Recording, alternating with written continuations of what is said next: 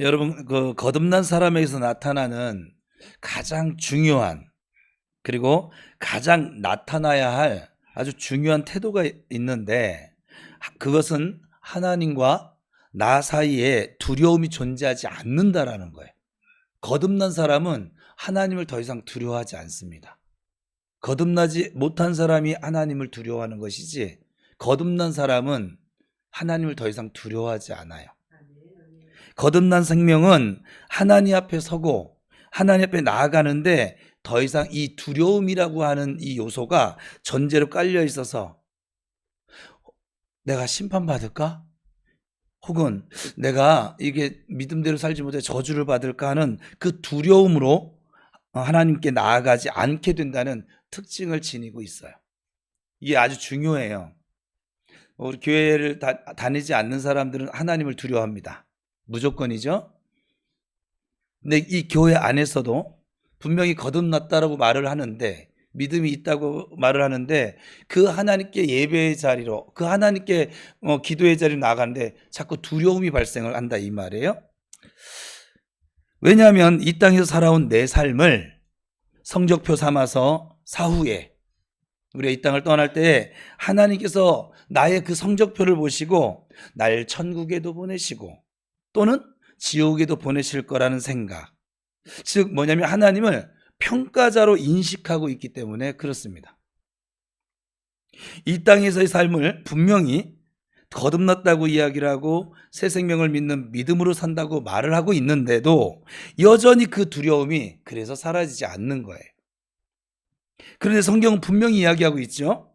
온전한 사랑이 두려움을 내어 쫓는다. 사랑 안에는 두려움이 없다. 내가 너희에게 주는 마음은 두려워하는 마음이 아니라 능력과 사랑과 절제하는 마음이라고 그렇게 말씀을 하고 있습니다.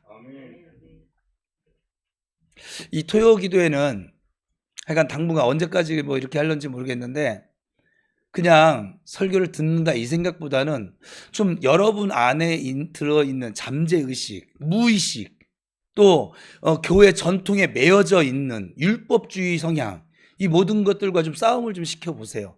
나는 이렇게, 이 말씀 앞에 나를 진솔하게 한번 놔봐요. 그냥 나는 어떻게 신앙생활을 하고 있고 어떻게 하나님 앞에 서 있고 어떻게 하나님을 생각하고 있는가 한번 보자고요. 무서운 시간 아니에요. 저는 무서운 사람이 아니에요. 이 말을 사람들이 지금 온전한 사랑이 두려움을 내어쫓는다, 이 참 또 오해하는 사람들이 있어요. 그래서 온전한 하나님의 사랑 안에 우리가 있으면 이젠 더 이상 어떤 상황에도 어떤 환경에도 겁이 나지 않는다. 뭘 또 아멘이에요. 난 두려워하지 않아야 돼 라고 생각을 하게 됩니다. 그런데 여러분, 어떤 상황 앞에 섰을 때 겁이 안 나시던가요? 저는 좀 겁이 없는 편이긴 해요. 저는 막 약간 막 즐겨요. 즐기는 편이긴 한데 그래도 저도 겁날 때 있어요. 약간 모르겠어요. 저는 예수 믿고 나서 좀 겁이 많이 없어졌어요. 그냥 일단 겁나는 게 사실은 없어요. 저는. 근데 제 주변에 우리 가족 중에도 있고, 스카이워크 같은데 밑에 그 유리판으로 깔린 데를 못 걷는 사람이 있어요. 그리고 또 청룡열차가 아니죠. 요즘 뭐예요? 바이킹 같은 거 못하는 사람이 있어요. 번지점프, 그건 불가합니다 하시는 분이 이 자리도 있어요. 뭐 하다보다 케이블카 타고 비봉산 정상 올라가는데 막 발벌 떠는 청년들도 지금 여기 2명이나 앉아있네. 그러면 그런 상황에서 느끼는 그 긴장도 하나님을 사랑하면 사라져야 됩니까? 그러면 그들은 지금 온전한 하나님의 사랑을 못 누리고 있는 걸까요? 믿음이 없어서 그럴까요? 그렇지 않죠. 사람들이 이렇게 오해를 하는 거예요. 온전한 사랑이 두려움을 내어쫓는다는 말은 겁을 내지 않는다, 막 용기가 막 힘솟는다 이런 얘기를 하는 것이 아니라 하나님과 나와의 관계 안에 이 두려움이라고 하는 것이 더 이상 존재하지 않는다. 우리가 가끔 부모님에게 매를 맞거나 또 이럴 때 겁이 나고 막 무섭잖아요. 그렇죠? 또 겁이 안 나요? 은열이 어디 갔어? 겁이 안 나는 아이가 하나 있어요. 근데 그러니까 그렇지만 요즘 은열이가 복음이에요, 저에게. 그렇다고 해서 엄마하고 나와의 관계가 끊어질 것이라는 두려움을 가져요, 안 가져요? 갖지 않아요. 내가 엄마한테 가끔가다 신경질을 부릴 때도 있고 짜증을 부리긴 했지만 그렇다고 해서 엄마하고 나와의 관계가 끊어지는 것은 아니라 이 말이에요. 아무리 엄마가 너 이제부터 내 자식 아니야, 나가, 웃는 사람 들어봤다는 거예요 지금? 저는 예를 들어주는 거예요. 그러니까 나가 이렇게 얘기를 했다고 하더라도 그 말, 우리 집에 진짜 들은 애가 있어요. 그 말을 듣고 진짜 나가면 더 맞는 거죠. 우리 집에 있어요. 있어서 쓴 거예요, 그냥. 그 말은 나가란 말이 아니잖아요. 좀 제발 말 좀 들어, 좀 제발, 뭐 이런 얘기를 하는 거잖아요. 그 마음, 그 엄마의 마음을 읽어야지 그 상황만 보면 안 된다는 것이죠. 그런데 우리 안에 희한하게도 이 거듭났다고 이야기를 하면서도, 그리고 새 생명을 나는 분명히 받았어, 얻었어 라고 말을 하고 있는데 이 땅에서의 이 살아가는 삶이 불안과 두려움을 여전히 가지고 있습니다. 성경에 보면 예수님께서 복음으로 오셔서 기쁜 소식이라고 이야기를 하시잖아요. 그래서 그 기쁜 소식을 오실 때 천사가 이제 알리거든요. 예수님 오실 때 천사가 알리거든요. 뭐라고 하냐면 모든 민족에게 미칠 큰 기쁨의 좋은 소식. 예수님 이 땅에 오셔서 하신 사역을 보면 우리 거듭난 생명이 어떻게 살아가야 하는지를 우리가 볼 수 있지요. 예수님 이 땅에 오셔서 만약에 말씀대로라면 모든 민족에게 미칠 큰 기쁨의 좋은 소식이니까 공생의 사역의 중심이 불특정 모든 민족들에게 동시다발적으로 공평하게 주어졌어야만 합니다. 그래요, 안 그래요? 또 저의 또 과한 해석이에요? 그런데 예수님의 공생의 사역은 실제로 대부분 유대 땅에서 유대인들과 함께 하셨습니다. 대부분의 시간을 유대인들과 함께 논쟁하기도 하고 또 유대인들과 함께 먹고 마시고 이렇게 지내시는 데다가 공생애를 거의 다 사용하셨습니다. 모든 민족에게 미칠 큰 기쁨의 소식이 되려고 하셨다면 모든 민족들을 그냥 생각해 보자고요. 솔직하게 한 번이라도 좀 만나보셔야 되는 거 아니겠어요? 이방 민족은 거의 안 만나시고 유대인들하고 보통 이야기를 하셨단 말이죠. 이게 굉장히 중요한 의미가 담겨져 있는 거예요. 이스라엘 백성들은 애초에 그들이 특별해서가 아니라 하나님께서 이스라엘이라고 하는 이 한 민족을 삼으셔서 선택하셔서 하나님의 은혜, 하나님의 사랑, 하나님의 살아계심을 그 민족을 통해서 나타내기를 원하셨습니다. 그래서 이스라엘에게 하나님의 공의의 기준을 그들의 사회의 규범으로 정하고 살도록 만드십니다. 사실 사람들이 생각해보면 어떤 기준도 없으니까 원하는 대로, 자기가 원하는 대로, 또 욕심, 정욕대로 그냥 막 살게 되어지는 거거든요. 막 사는 사람들은 이유가 없어요. 기준이 없는 거예요. 원칙이 없는 거예요. 그래서 창세기 6장에서는 하나님이 뭐라고 말씀하시냐면 내가 이들을 지은 것을 한탄한다. 기준도 없이 자기들 원하는 대로 갔더니 완전히 하나님을 대적하고 그리고 돌아서는 자리에 그들이 서게 되어졌다 이 말이에요. 그래서 명확한 기준을 제시해야 되기 때문에 이스라엘 백성들을 선택을 하셔서 그들에게 공의의 기준을 제시하시고 옳은 길이 무엇인지를 그들을 통해서 나타내 보이셨던 것이죠. 그리고 하나님의 백성으로 살아가는 삶이 어떠한 삶인지 보여주려고 하셨는데 문제는 이 문제예요. 이 유대인들이 하나님을 너무 오해하고 있는 것이죠.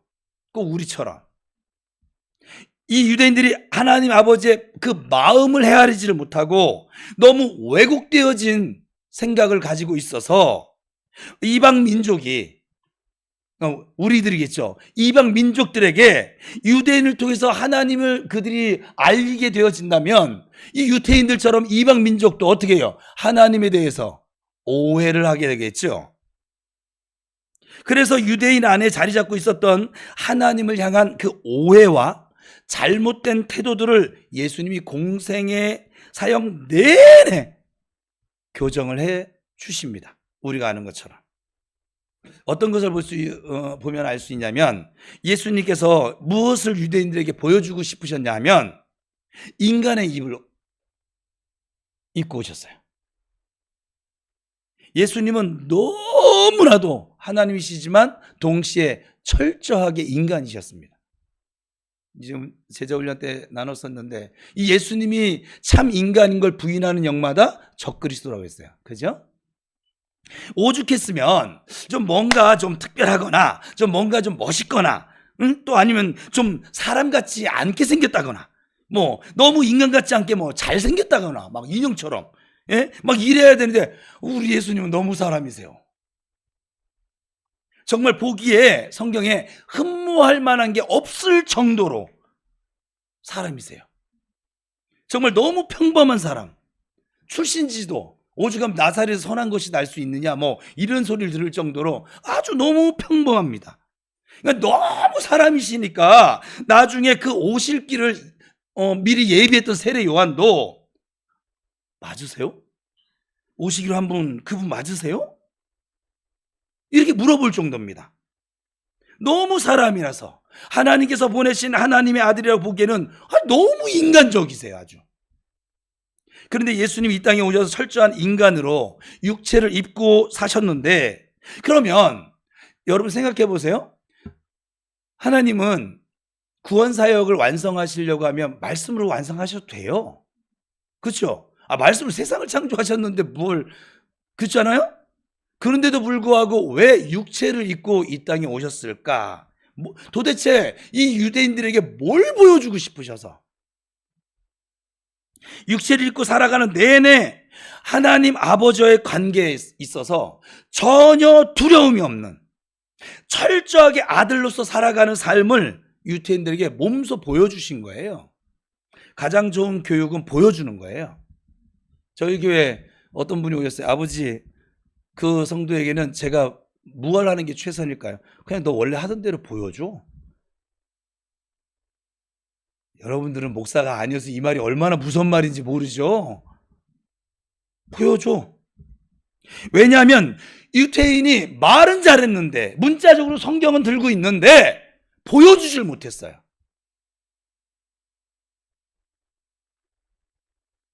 하나님의 백성이라고 말은 했고 하나님 선택받은 선민이라고 자부하고 있었거든요. 그 누구보다도. 그럼에도 불구하고 그들은 여전히 하나님에 대해서 두려움을 가지고 있었어요. 내가 율법을 어떻게 잘 지키고 못 지키고 해서 나는 구원받을 수도, 아니면 구원받지 못할 수도 있다라고 하는 그 두려움을 지닌 채로 살아가고 있었어요. 그래서 막 자신들을 막 갈고 닦습니다. 최선을 다해서 막 하나님 눈에 들어야 되거든요. 그래서 주어진 율법을 하나부터 열까지 철저하게 지켜가면서 막 자기를 때로는 학대를 하고, 그렇게 나가면서 하나님의 눈에 들려고, 만약 여기서 눈밖에 나면 난 하나님의 나라를 유업으로 못 받을 거라는 그 생각 때문에, 그 두려움 때문에 철저하게 자기를 갈고 닦았습니다. 이런 생각들을 이 유대인들이 가지고 있으니까 유대인들 안에 어떤 마음들이 생기냐면, 하나님을 그들이 독점해야만 합니다. 예를 들면 이거예요.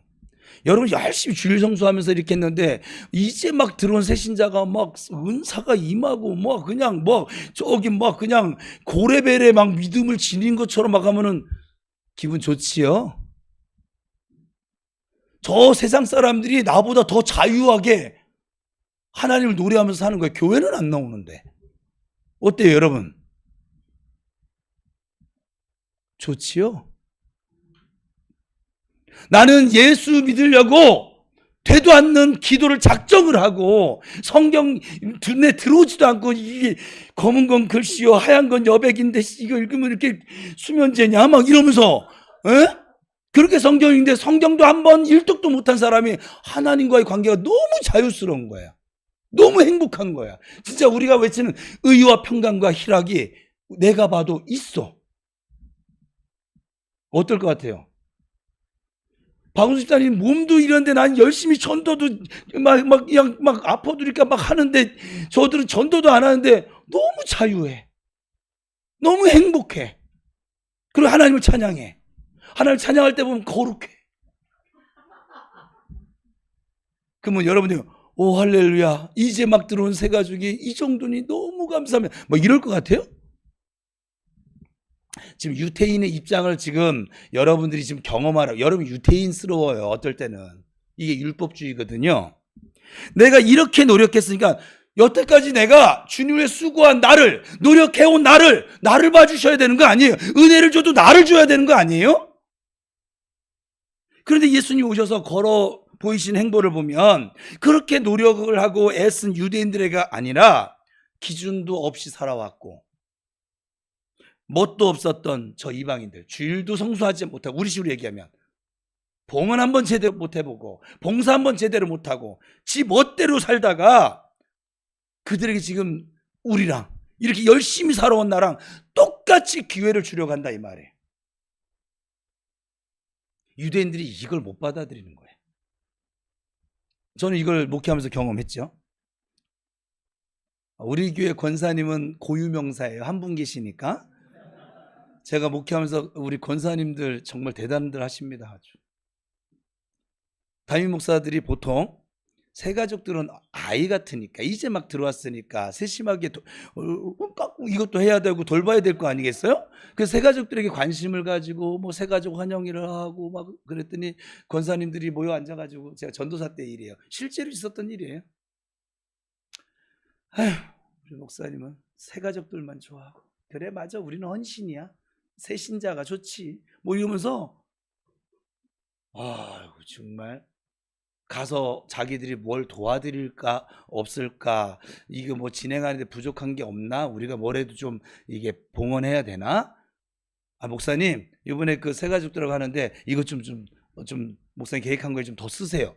이러지는 나중에 우리 교회는 그렇게 해달라는 얘기예요 지금. 그게 아니라 뒤에 앉아서 꼭 예수 믿지 않는 할머니들 모여 있는 다락방처럼 모여 앉아서 불평하고 있더라 이 말에, 비교하고 있더라. 그러면서 제가 그 얘기를 듣고서 이제 사실 권사님들을 별로 좋아하지는 않아요. 지금은 좋아해요. 우리 고유명사 때문에. 근데 그분이 뭐라고 하냐면, 그래 그동안 우리가 30년 40년 50년 동안 이 교회에서 얼마나 충성을 했는데 그래 잘해봐라 새 신자들. 신기하죠? 왜 이런 생각을 할까요? 바보들 같아요. 꼭 큰아들 같아요. 돌아온 탕자 비유에. 이미 아버지께 다 자기 건데, 이미 교회 주신 복과 은혜를 다 누리고 있는데, 저들은 지금 아직 깨닫지도 못하고 있는 사람들 지금 깨달으라고 지금 섬기고 있는 건데 그걸 질투한다 이 말이죠. 아니 나는 이렇게 노력을 하고 이렇게 갈고 닦으면서 하나님께 막 나가려고, 막 나중에 죽어서 천국 가기 위해서 나를 막 이렇게 고행하면서도 갈고 닦고 막 기도하고 뭐 되도 않는 성경 읽기도 하고 막 그냥 봉사를 하고 힘들어도 가가지고 그냥 순종하고 막 그랬는데, 그래도 나는 지금도 천국 갈 수 있나 없나 긴가민가 한데, 지금 이방인들은 뭐 기준도 없이 자랐는데 단번에 구원을 받는다고? 그냥 그들도 받을 수 있는 은혜라고? 열이 받는 거죠. 막 짜증나는 거예요 지금. 그러니까 유대인들의 이 마음이 그런 면에 있어서는, 제가 이렇게 지금 설명을 해드리니까 어때요? 이해가 가지 않습니까? 이방인들에게 그런 은혜의 기회를 빼앗기고 싶지 않았습니다. 내가 이렇게 노력해 왔으니까, 내가 이렇게 최선을 다했으니까, 내가 하나님 앞에서 이렇게 나를 갈고 닦았으니까 우리만 구원받으면 돼. 너네는 그렇게 살지도 않았으면서 너네가 구원을 받는다고? 아 절대 안 돼. 이런 문화가, 이런 정서가, 이런 마음들이 깔려 있는 거예요. 그러니까 유대인의 눈에는 예수님도 눈에 가시예요. 왜냐하면 예수님은 율법을 하나부터 열까지 철저하게 자기들처럼 지키시는 것 같지 않거든요. 막 안식일 날 뭐 병자들도 고쳐주고 막 음식도 먹게 하고 막 자기 하고 싶은 대로 하는 것 같아 막. 그래서 그거 가지고 막 시비를 걸고 막 그랬습니다. 그래서 막 논쟁도 하고 막 일부러 와서 막 예수님 그 마음도 떠보기도 하고. 그런데 그들이 보기에 너무 사람이거든요. 그런데 그냥 진짜 너무 평범한 사람이어서 상대할 가치도 없게 느껴졌다면, 그렇게만 느껴졌다면 그들이 예수님께 와서 논쟁할 이유가 있을까요, 없을까요? 그냥 잡아 쳐놓으면 끝이에요. 근데 또 이상하게 저분이 뭘 하면 뭔가 좀 있어 보여. 좀 달라 보여. 뭔가 있어 보이니까 이 바리새인과 대제사장들이 와서 계속 시비를 거는 거예요. 잡아가두지 못하고. 그들이 그 권력이 있거든요. 근데도 잡아가두지 못하고 시비를 걸어요. 한 번은 행음하다 잡힌 여자 데리고 오죠. 요한복음 9장 정도 되겠네요. 데리고 와서 모세의 율법을 근거로 하면 돌로 쳐 죽여야 된다. 당신은 어떻게 할래? 시비 걸려고 이렇게 그렇게 얘기했더니, 그러면 예수님이 그냥 되게 돌로 쳐야 된다는 둥 아니면 논쟁을 하려거나 뭐 이런 의미를 설명해 주려고 했느냐? 안 하셨어요. 보고 있어. 그래, 죄 없는 자가 돌 던져봐. 이렇게 예수님 말씀하시니까 그 시비 걸려고 했던 사람들이 슬그머니 한 명 한 명 다 피해 도망갑니다. 그리고 또 다른 것으로 또 데리고 와가지고 이거 어떻게 합니까 하면서 계속 시비를 겁니다. 복음서에 보면. 그러니까 뭔가 예수님께 특별한 것이 느껴졌다는 거예요. 그런데 눈에 가시처럼 정말 인정할 수 없었던 것은 무엇이냐면, 예수님이 너무나도 자기들이 보기에 철저하게 인간이신데, 예수님은 하나님과의 관계에서 전혀 두려움이 없어 보이는 거예요. 자기들처럼. 하나님을 막 아빠라고 그러질 않나, 하나님과 나는 하나다 뭐 이러질 않나, 난 지금 육체를 입고 있어서 나중에 사후에 내 인생의 삶을 성적표 삼아서 하나님 앞에 평가를 받아서 어떻게 될지 몰라서 두려움에 떨고 있는데, 저 예수란 사람은 너무 자유한 거예요. 하나님과의 관계 안에서 그 사랑 안에 있다는 것이 그냥 막 그들도 느껴져. 이게 안 느껴지면 잡아가두겠는데, 예수님이 이것을 꼭 보여주고 싶으셨던 거예요. 예수 육체로 오신 이유에 이게 하나님의 사랑을, 왜냐하면 선지자를 보냈는데도 알아들어요, 못 알아들어요? 못 알아들어요. 그래서 하나님이 직접 내려와서 나의 사랑이 이런 거야, 그렇게 문자적으로 나를 믿지 말고 나의 사랑을 좀 믿어봐, 나의 사랑을 좀 알고 있어봐, 그 얘기하는 거예요. 공세 기간 내내 유대인들 앞에서, 그래서 예수님도 참 얄궂으세요. 하나님도 개그맨 출신이신 것 같긴 해요. 이게 뭐냐, 계속 어른거려요. 아예 그들이 없는데 피해가서 하시면 되잖아요. 계속 앞에서 죄송합니다 아버지, 알짱알짱거리세요. 막 시비 걸라 이거지. 막 하나님의 아들이 육체를 입고 지금 이 땅에 살고 있지만 얼마든지 이 땅에서도 하나님의 아들로서 충분히 누리며 살 수 있다라고 하는 것을 지금 이 유대인들에게, 경직되어져 있는 문자로만 하나님을 믿는 이들에게 보여주고 싶은 거예요. 이 땅의 삶을 성적표 삼아 살아가는 것이 아니라, 오늘 따지면 성도는 하나님의 아들과 딸은 거듭난 생명으로 이 땅에 살아가는 삶은, 이 땅에서 지금 저와 여러분처럼 예수님께서 육체를 입고 있는데도 불구하고 하나님의 그 온전하신 사랑을 받는 자녀로 살아가는 것이 가능해 라고 하는 것을 보여주고 싶으셨던 거예요. 예수님이 지금 본을 보여주잖아요. 예수님도 우리처럼 육체적 제약을 지금 가지고 계시거든요. 그럼에도 불구하고 그는 굉장히 자유롭게 하나님을 사랑합니다. 그리고 하나님 안에 거하고 그도 하나님 안에 거하고. 저와 여러분 안에도 이런 생각들이 사실 좀 남아 있는 거예요. 바리새인들과 유대인들이 느꼈던 이 생각들처럼, 그러니까 내 삶 하나 갈고 닦는데도 에너지가 막 크급한 거예요. 우리의 살아가는 이 힘이. 나 하나 감당하기도 벅차요, 목사님. 힘들어요. 어렵습니다. 그리고 잘 안 되어져요. 그러니까 하나님을 사랑하고 이웃을 사랑하라고 하는 이 계명을 순종할 여력이 없어요. 여러분이 몰라서 안 하는 게 아니라 여력이 없어요. 남을 신경 쓸 여력이 없어요. 내 몸뚱아리 하나 지키는 것도 힘들거든요, 지금. 직장에서 그냥 내 몸 하나 지키는 것도 어렵거든요.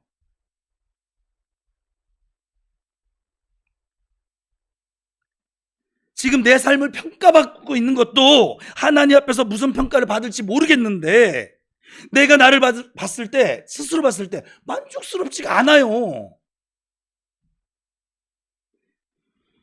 혹시나 내가 성적표를 가지고 주님 앞에 가면 성적표를 보시던 하나님이 가,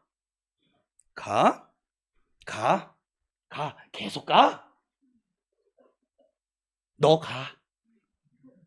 그래서 막 그냥 지옥에 떨어질 것 같은 그런 생각과 두려움이 있다 보니까 하나님 앞에서 이 땅에 사는 동안 하나님의 자녀로서 누리며 살 수가 없는 거예요. 우리가 흔히 이 부모님과 사이가 좋은 사람들 얘기해요. 그 사람들이 인식하고 있는 이 부모님과의 관계를 한번 생각해 보면 밖에서는 막 직장 가서도 긴장을 하고 뭐 어딜 가서도 좀 긴장을 하고 그리고 막 사람들이 뭐라고 나한테 평가를 할까 막 사람들이 욕을 나 먹지 않고 있을까 막 사람들이 해가 막 이런 것에 두려워하고 있다가도 어때요? 집으로 가면 편안합니다. 제가 있을 때 부모님과 관계가 좋은 집을 얘기하는 거예요. 편안합니다. 에이스 침대예요. 과학이야. 그냥 들어가면서 막 바지 막 벗고 막 그냥 옷 막 풀어 헤치고 그리고 막 벅벅 긁고 막 밖에서 하지 못했던 행동들을 막 너무 편하게 이런 행동이 가능한 이유가 너무 편안해서 아닙니까? 그래도 집이 편안해서잖아요. 아니에요?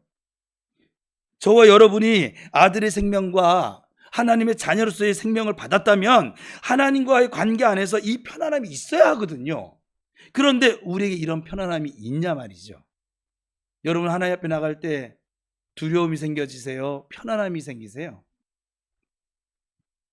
아직도 두려워서 나 이러다가 나 천국 못 들어가면 어떡하지? 나 이러다가 하나님 나를 내치시면 어떡하지? 내 꼬라지를 보고 내 상태를 보고 천국에 어울리지 않는다고 하고 쫓아내시면 어떡하지? 나 이 승질머리가 끝까지 믿음 못 지켜서 하나님 앞에 서지 못하면 어떡하지?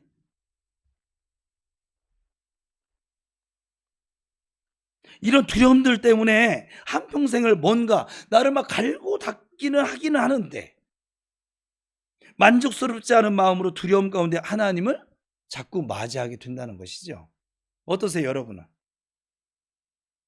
제가 지금 너무 막 극으로 지금 막 몰아가고 있죠, 지금. 여러분 자신을 극으로 몰아봐요. 나는 어떤가? 나는 하나님과 관계에 두려움으로 나가는가? 아니면 편안함으로 나가는가?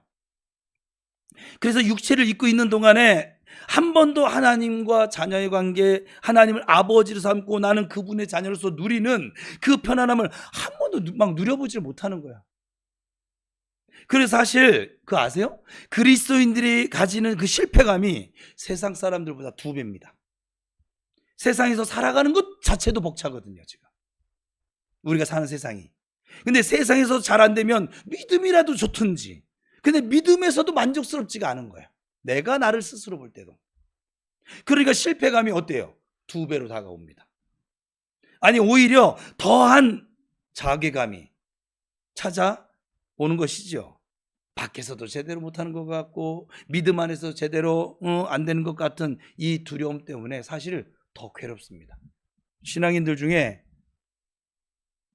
요전에 죄를 지배하는 것에 대해 나눴을 때처럼 오히려 죄책감이 더 큰 사람들이 많아요. 그래서 예수님은 유대인들에게 다니시면서 보여주고 싶으셨던 거예요. 그냥 육체를 입고 계셨는데 우리랑 똑같이 하늘로부터 세례를 받으시면서 예수님 세례를 받잖아요. 육체를 입고 있었으니까 받으시면 물 밖으로 나오시는데 성령께서 비둘기처럼 임하시면서 이는 내 사랑하는 아들이요 내 기뻐하는 자라 하늘에서 음성이 들리는 거예요. 하나님 너무 기쁘신 거예요.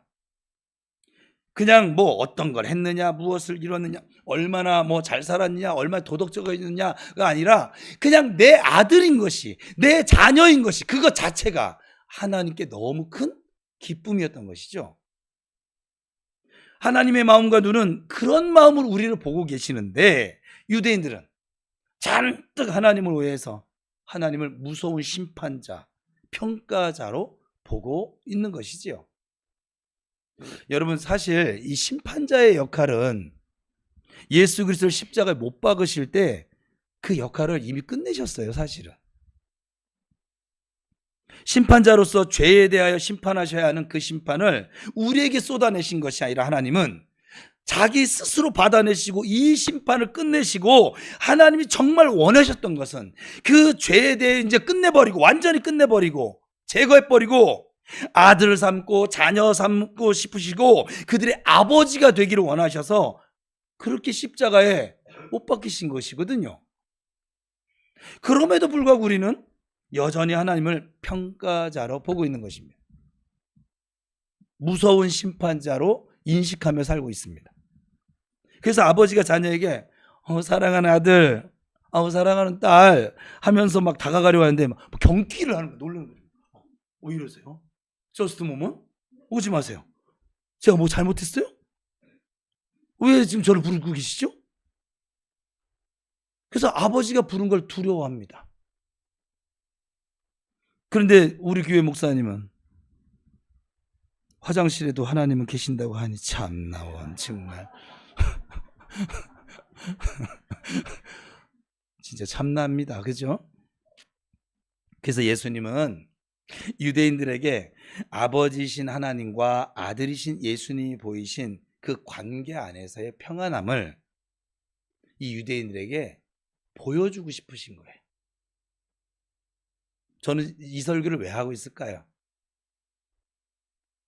여러분들에게 지금 보여주고 알려주고 싶은 거예요. 하나님께 나올 땐 우리 교회 요즘 복음이잖아요. 은혈이처럼 나와라. 좀 뻔뻔스럽게 나와라. 그냥 예율이가 졸면 어떠니? 야, 졸면서 나와. 괜찮아. 술 퍼먹고도 나오고 뭐 하여간 지랄 방구를 끼면서도 나오고 나와. 아버지 앞에 오는데 뭐 이렇게 옷매무새 다 하고 뭐 그냥 막 뭐 꼭 양복을 입어야 되고 무슨 그게 아니고 그냥 있는 그대로 나와. 너 승질 났니? 승질 난 대로 나와. 너 힘드니? 힘든 대로 나와. 기도가 잘 안 되니? 기도가 잘 안 된 대로 나와. 성경 못 읽었어. 언제 너 성경 읽으라고 했니? 나와.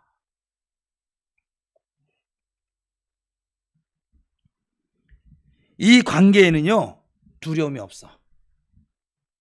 네가 나의 자녀된 생명이잖아. 네가 나를 지금 믿고 있잖아. 하나님과 너 사이의 관계는 이제 막힘이 없어. 너는 더 이상 평가받는 삶이 아니야.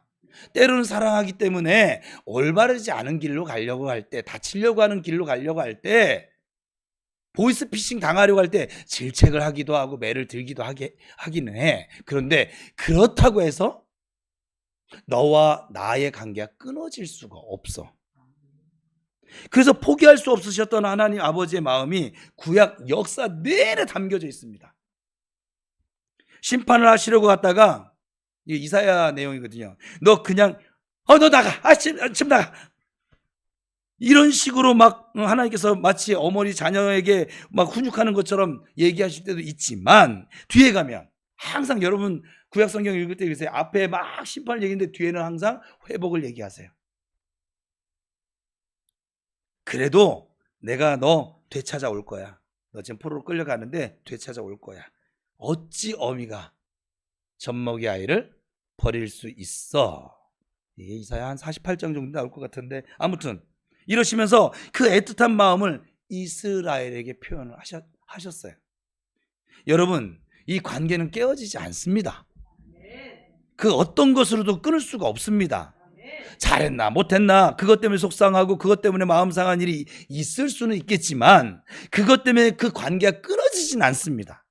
하나님의 아들이신 예수님은 우리에게 그걸 보여주고 싶으신 거예요. 지금 주일성수 좀 못했어? 괜찮아. 또 우리 목사님 괜찮다고 했어. 뭐 기도 좀 못했어. 괜찮아요. 전도 좀 못했어. 괜찮아요. 여러분은 하나님께 사랑받기 위해 태어난 존재들이세요. 그러니까 하나님을 관계로 바라봐야 되는데 자꾸 우리는 뭔가 좀 우리가 뭐 업적을 뭐 교회 막 예배당 뭐 휘황찬란한 거 봉헌해 드려야 사람들이 그때 그런 생각을 했거든요. 하나님 성전을 헐어버리죠. 왜? 성전 자체가 우상이 돼버렸으니까.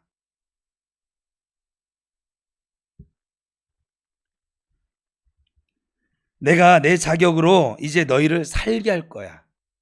여기서 예수님이에요. 우리 자 옆 사람 축복하겠습니다. 우리 당신은 예수님의 자격으로 사는 겁니다. 시작.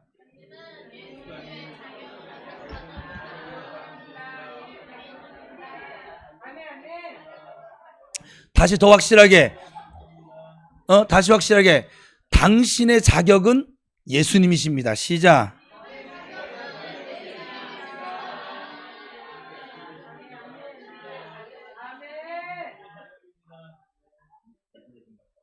그러니까 예수님의 자격으로 이제 너희들에게 살게 해줄 건데 예수 생명이 그래서 거하게 하고 예수 그리스도의 생명으로 살아가게 할 텐데 이 생명을 받은 사람은 그런 하나님 아버지의 자녀가 되는 권세가 이미 주어졌어. 받았어. 받을 거야가 아니라 받았어. 그 아들 예수 그리스도를 믿는 자들에게는 하나님의 자녀가 되는 권세를 이미 주었어.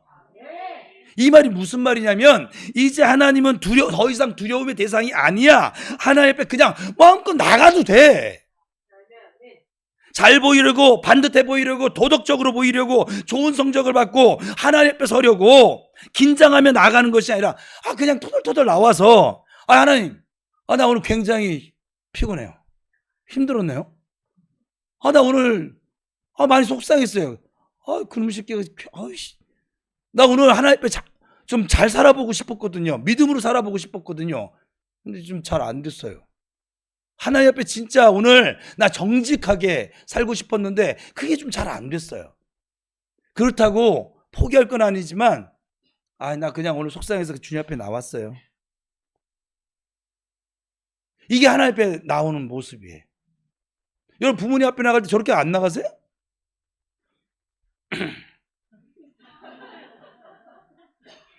아바마마 반갑습니다. 어마마마 속에 있는 거 다 감추고 저는 굉장히 지금 굉장히 좋은 상태입니다. 이렇게 안 나가잖아요. 그냥 있는 모습 그대로 나가지 않으세요?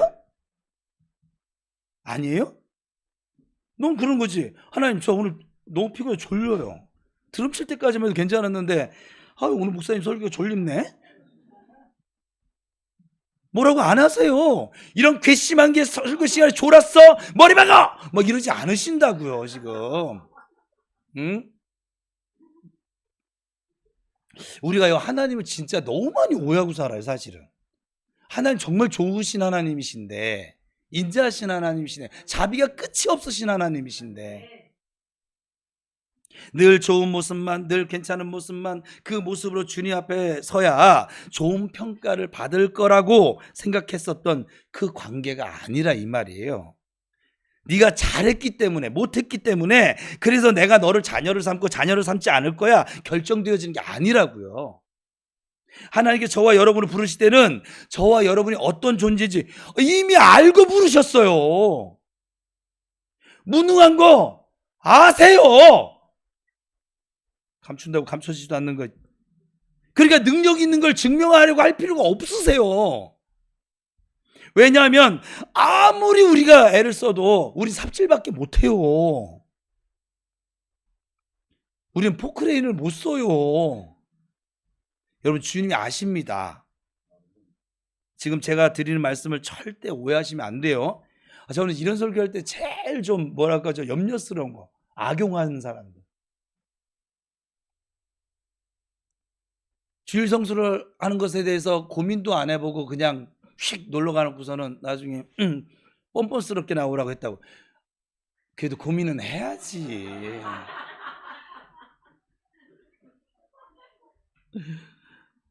막사로 된다는 말이 아니에요 지금.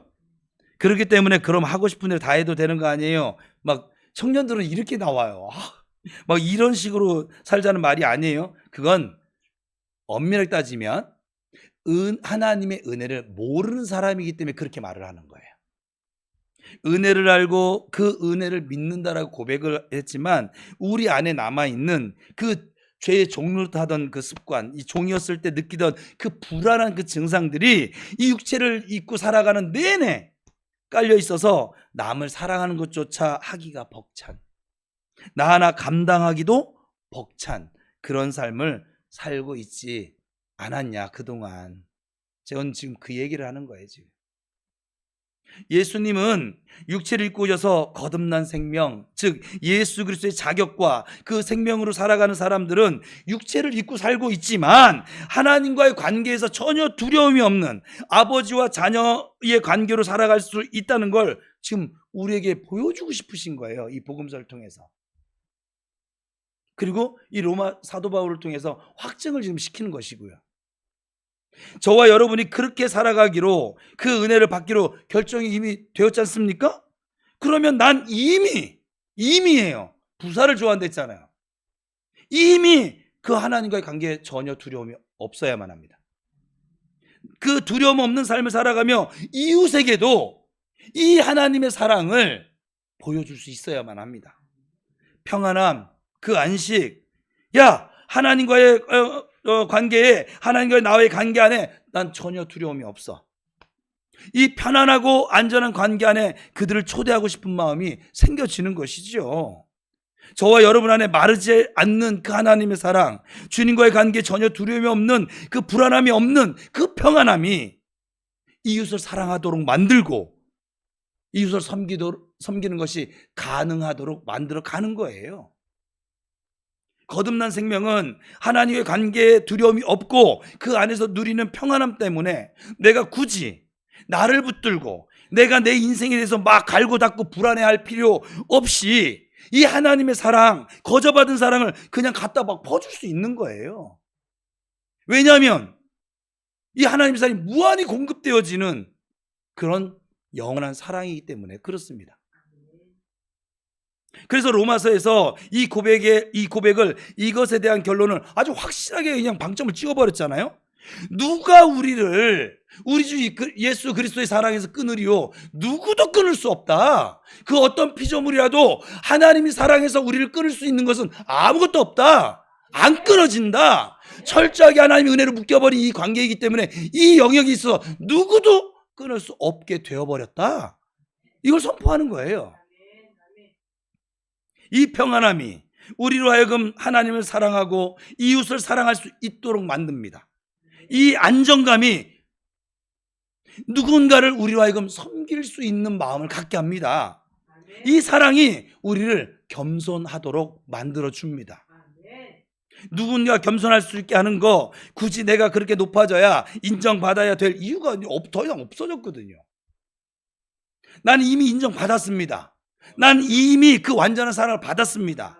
그렇기 때문에 사랑하는 삶이 가능한 것이고 누군가를 섬기는 삶이 가능한 것이고 겸손해지는 삶이 가능해진 것입니다. 그 영원하신 하나님 아버지의 관계에 전혀 두려움이 없으니까 좋은 평가를 받기 위해서 사랑하는 척 하는 것이 아니라, 좋은 결과를 얻기 위해서 겸손한 척 하는 것이 아니라 진짜 그 사랑 안에 두려움이 없기 때문에 사랑할 수 있는 것이고, 그냥 막 갖다 퍼줘도 막 충만히 넘쳐나는 그 사랑을 가진 자로, 이제 이것이 거듭난 생명에서 나타나는 자연스러운 반응이고 삶이고 열매라는 거예요.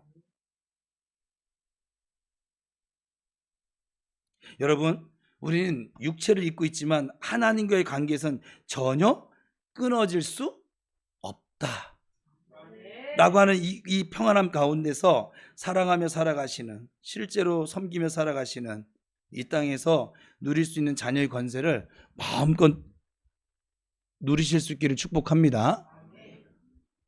또 너무 일찍 끝나서 하나만 더 소개할래요. 베드로 선생님이 있잖아요. 이 선생님 참 재밌는 선생님이신데 이 베드로 선생님은 못 배우셨어요. 그리고 자기 직업에 대해서도 뭔가 프로페셔널 하지 못했던 것 같아요. 그냥 제 추측이에요. 왜냐면 밤새도록 그물질을 했는데 한 마리도 못 잡았어요. 정태우도 아니고. 못 잡았으면 저 같으면 자리를 이동을 해도 하겠어요. 배니까. 한 자리에서 무슨 고집도 불통이었던 것 같아요. 그리고 성격이요. 약간 별로예요. 왜냐면 예수님께서 십자가에서 고난당하실 것을 말씀하시고 3일 만에 부활할 것을 말씀하시면서 너희들 다 나를 버리고 도망갈 거야 했더니 이 베드로가 다른 놈들은 다 주를 버리고 도망갈지라도 나는 결코 주를 버리지 않습니다. 그럼 그 다른 놈은 누구예요? 11놈이에요. 옆에 있어요. 정간사님은 회사에서 동료가 그렇게 말하는 놈이 그 동료들이 있는데 뭐 부장이나 뭐 사장 앞에서 이렇게 말하면 어떨 것 같아요? 주여? 착해는 거야. 죽여야죠. 막. 네. 죽여야지. 왕따를 시키든지. 이 베드로는요. 그래서 주변을 생각을 안 해요. 지만 알아. 지 기분만 알아. 그랬더니 예수님이 그래, 네 말이 맞아. 근데 지금은 아니야. 이게 하나님의 타이밍이 아니라는 거예요. 예고예요. 다음 주 토요일은 하나님의 타이밍이에요. 우리 보아스 그룹에서 청년들은 이게 궁금했는지 다른 그룹은 묻지 않아서 이걸 안 했거든.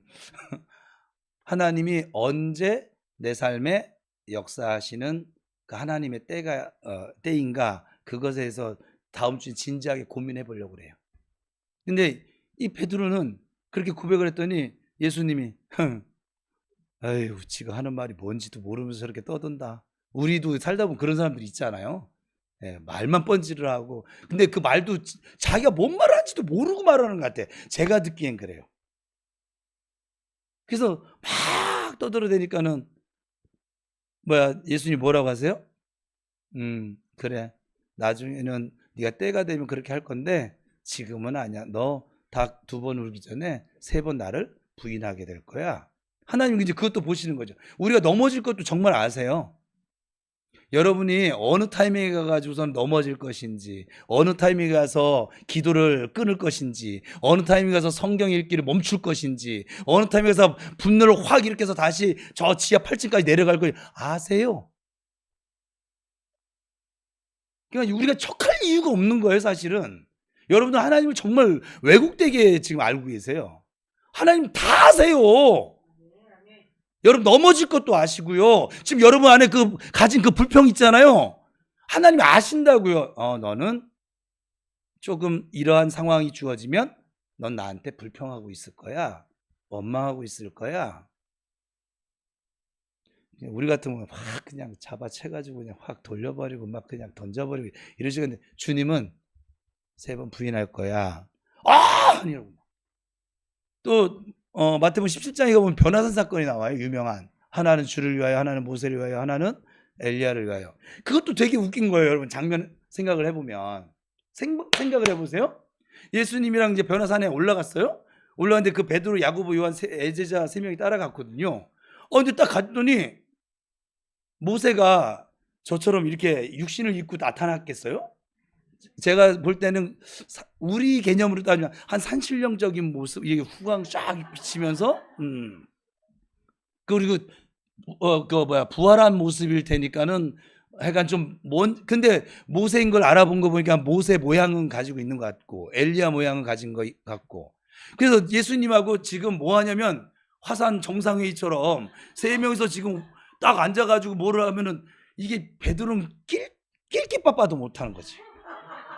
눈치가 조금도 없는 거지. 그냥. 그 다른 제자들은 다 눈치가 있어 가만히 있는데 베드로 또 주님, 우와, 예, 우와, 예, 제가 집을 짓는데요. 베드로는 뭔 출신이에요? 목소 출신 예수님 앞에서 문자 쓰고 있는 거죠, 지금. 제가 집을 짓는데 하나는 주를 위해서, 하나는 모세를 위해서. 그러니까 얘는 지가 정말 뭔 말을 하는지도 몰라. 공수표 그냥 막 남발이야, 그냥. 예란다. 죄송합니다. 베드로 선생님께서는 그러세요. 여러분, 저는 야곱한테 은혜를 받고요. 베드로 선생한테 굉장히 은혜를 받고 있는 목사 중에 하나예요. 정말 우리랑 전혀 다르지 않아요. 우리보다 좀 더 심해. 어찌 보면. 그리고 3년 그렇게 했어요. 그랬더니 예수님이 뭐라고 얘기하세요? 뒤통수한테 팍 때려가면서 야, 까불지 말고 야 일어나. 저 마을에 내려가서 좀 전도해야 돼. 왜냐면 자기 한 말 수습도 못해요. 지르는 건 잘하는데 마무리를 못해.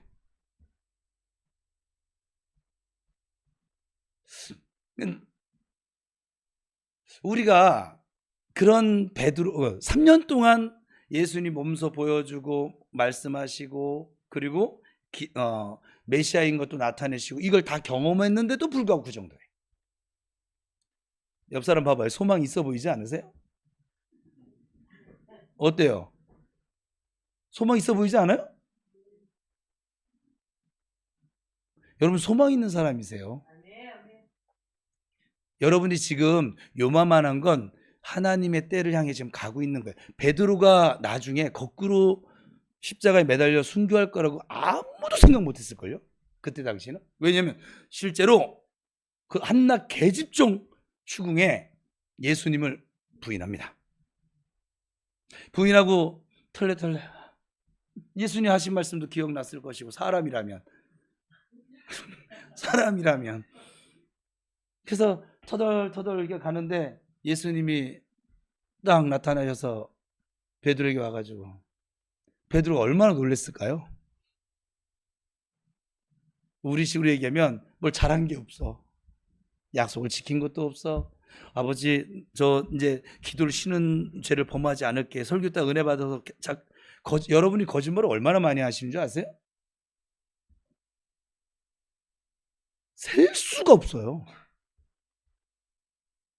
우리 이제 베드로 보고 막 웃었죠. 하나님 여러분 보고 웃으세요. 얼마나 수도 없이 결단을 하고 결심을 하고 아버지 이렇게 할게요 저렇게 할게요. 어떤 사람은 그것도 모르면서 아예 서원을 내버려요. 자기가 뭘 손했는지도 지금 모를 거예요. 베드로처럼 아마 공수표 막 남발해놓고. 그런 베드로에게 예수님이 나타나셔서 다가가셔서 이렇게 말씀합니다. 너 나 사랑하니? 이게 굉장히 의미가 있는 거예요. 사람은 그 한 행동을 지적을 하는데 예수님은 하나님은 그 수없이 거짓말을 하고 넘어지고 자빠지고 지가 뭔 말을 하는지도 모르고 그런 거에게 뭐냐면 마음을 묻는 거예요. 난 너희들에게 제사를 원하는 것이 아니라 너희 마음을 원해. 너희 중심을 원해. 그게 하나님은 구약 때 계속 얘기하셨거든요. 근데 못 알아먹어요. 하나님과의 관계를 그래서 두려움 가운데 있는 거예요. 사랑의 관계로 나가야 되는데 왜? 하나님 오해하고 있으니까. 너 나 사랑하니? 근데 베드로도 낯짝이 좀 두껍진 않았나 봐요. 사랑한다 말하려니까 배반한 게 생각나고 아니라고 하니까 또 자기 마음이 그건 아니고 제가 주님 사랑하는지 주님이 아세요. 여러분 예수 믿는다는 거를 자꾸 이렇게 형식화 만들지 마세요. 여러분 굉장히 주 안에서 자유한 사람이에요. 진리가 너희를 자유케 하리라. 근데 제가 볼 때 한국교회 성도들은 자유가 없어요. 매여요. 누가 매어서 매이는 게 아니라 스스로 매어요. 그래서 만족감이 없어요. 하나님의 나라는 의와 평강과 희락이라고 했는데 하나님의 나라가 이미 너희 안에 임했어. 예수 생명으로. 내가 이미 너희와 함께하고 있어. 세상 끝날까지 함께할 거야. 그러니 너희는 강하고 담대하게 살아. 왜 그런지 알아? 내가 너희와 함께하고 있거든. 아무리 얘기해줘도 나 같은 건 죽어야 돼. 주여.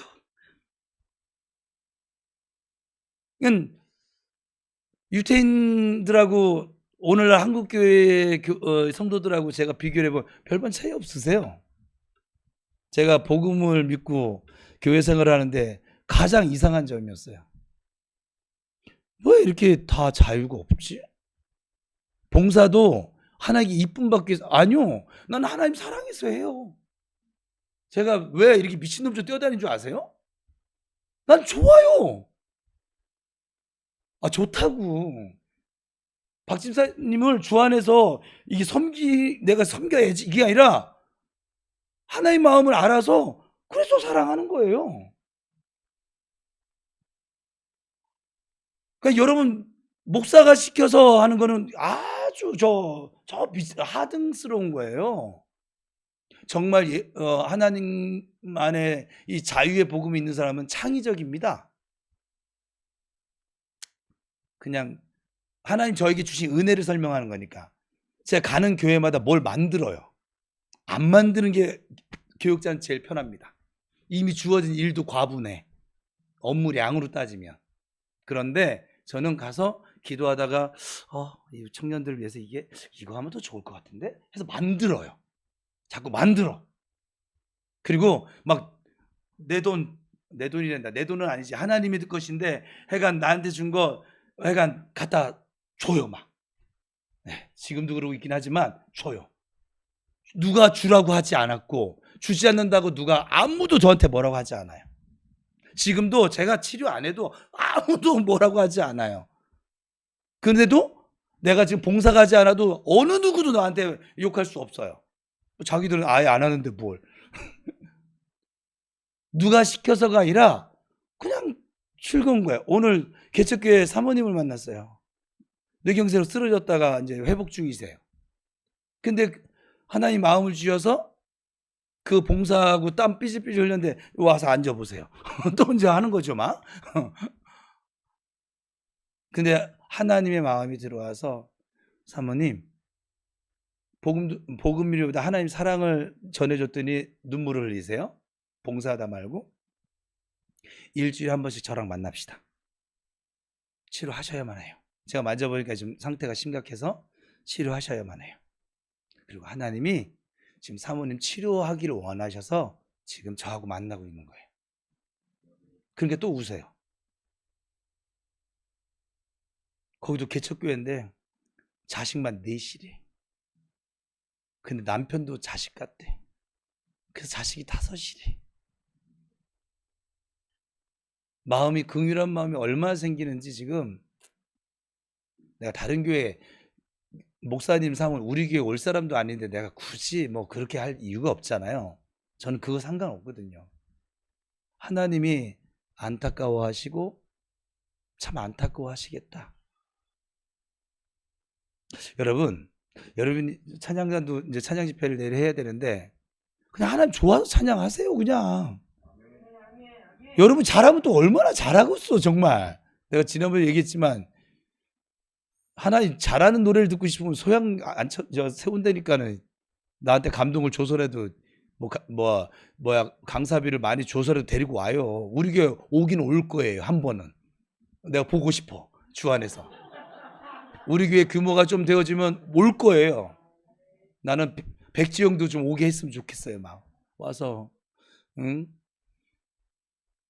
주는 나의 힘이요. 막 이렇게 그 백지영만의 그 간절하고 애절한 그 음색으로 찬양을 듣고 싶어요. 정간사님의 저 멋있는 음색도 좋긴 하지만 약간 듣고 싶어요. 막 그냥 하세요. 사랑함으로 하세요. 좀 잘 못하면 어때? 여러분 음정 나갔다고 삑살이 났다고 성도들이 누가 시비 거는 사람이 있습니까? 없잖아요. 여유라 네 마음껏 쳐. 그냥 여기 천장이 무너지든지 말든지 무너지면 내가 다시 인테리어 할 테니까 쳐. 그냥 응? 마음껏 하세요. 그냥 여러분 마음의 자원함을 가지고 하시고 자원함이 생기지 않으면 굳이 척하지 말고 그냥 좀 책임을 맡았으면 조금 목사님 쉬면 안 될까요? 그럼 저도 판단하겠죠. 교회 상황적으로 대처할 사람이 있으면 쉬어라 할 것이고 그게 아니면 조금만 시간 줄래? 이렇게 하겠죠.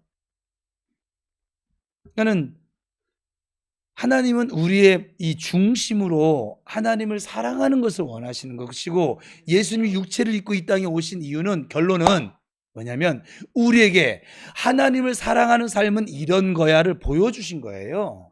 그게 아니면 육체를 입고 오실 이유가 없어요. 말씀으로 전부 다 사죄시켜버리면 될 일인 것이고 그래요 안 그래요? 보여주시는 거예요. 하도 종들을 보내서 말을 했는데도 못 알아먹으니까.